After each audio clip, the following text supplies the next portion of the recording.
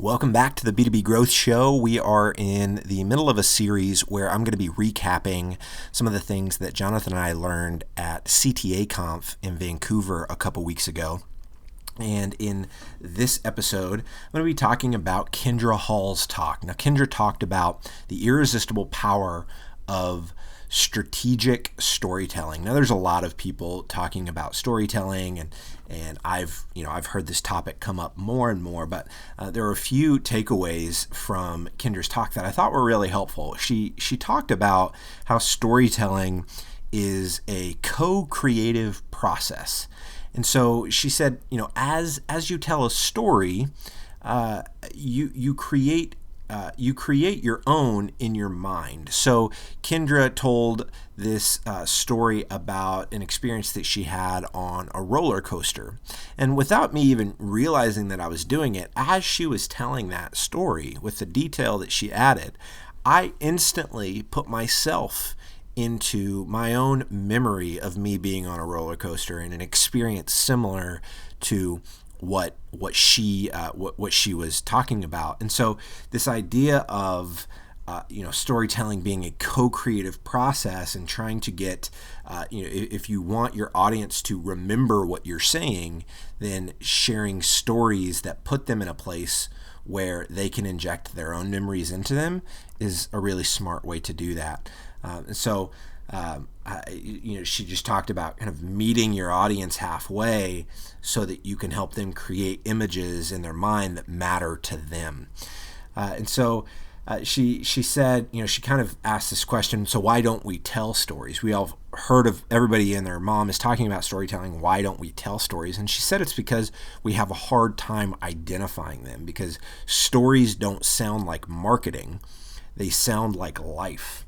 And I just thought that was a really powerful idea, that as us as marketers, as we're putting together collateral for our campaigns, if we thought about story less like marketing and thought of it more like life, it would probably be a lot easier to identify compelling stories, and our audience would probably be more likely to connect with the messaging that we're trying to put out into the world. And so I've noticed this in particular when I'm sharing content on LinkedIn. Recently, I've really been diving into the LinkedIn platform and publishing native content there. And the better story I can tell, the more engagement I'm getting on LinkedIn as I use my LinkedIn status updates as kind of a medium to share stories. So Kindra then talked about common things that we think are stories, but is not actually a story. So she said what a story is not. A story is not awesome data. Now, obviously, there's a treasure trove of story opportunities in data, but the data itself is not the story. And so data simply informs the stories that you need to tell. And so she said that another thing that story is not, she said story is not what a product or service does. Story is not catchy copy or cool infographics, and story is not vague, high-level principles or thought. She said what a story is a story happens in a particular moment. A story has a beginning, a middle, and an end. A story has emotions, not just information. And a story has characters to care about and something at stake.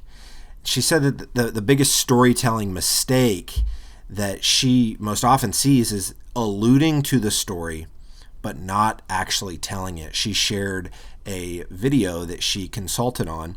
I don't know if it was a Kickstarter video that somebody was using. It was a video for a company that made, I think it was purses or some sort of bag.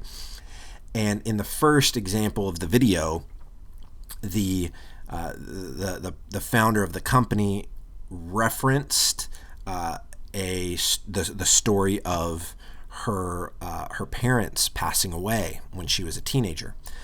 And so Kindra came alongside to work with this founder and create a new video. And In the new video, the emphasis was on the story itself of her parents passing away, and it just dove much deeper into that story than the previous video. Now, I personally liked the first video.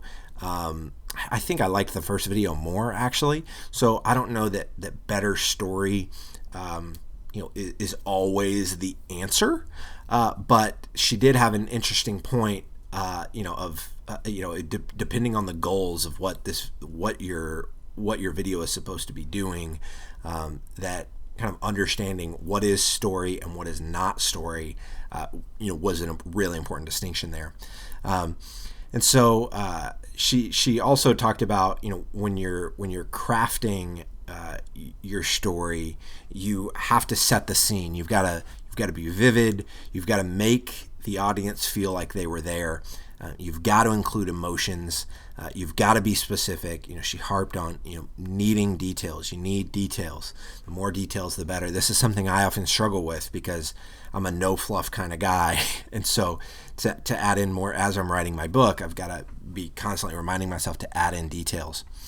And then, there were a lot of different takeaways, but those were the big ones for me. This idea of kind of what a story is not, what a story is, the mistake of alluding to a story but not actually telling it.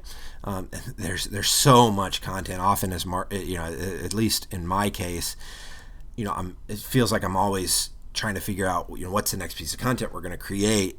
And so this idea of just looking at life and looking at the stories, in my life, there's just this treasure trove of content waiting to be told if I shift my mindset a bit into kind of a storytelling mindset. So hope this is helpful. Make sure to subscribe to this podcast if you're not already subscribed. If you're new to the show, make sure to subscribe. Would love a review on iTunes if the content is helpful.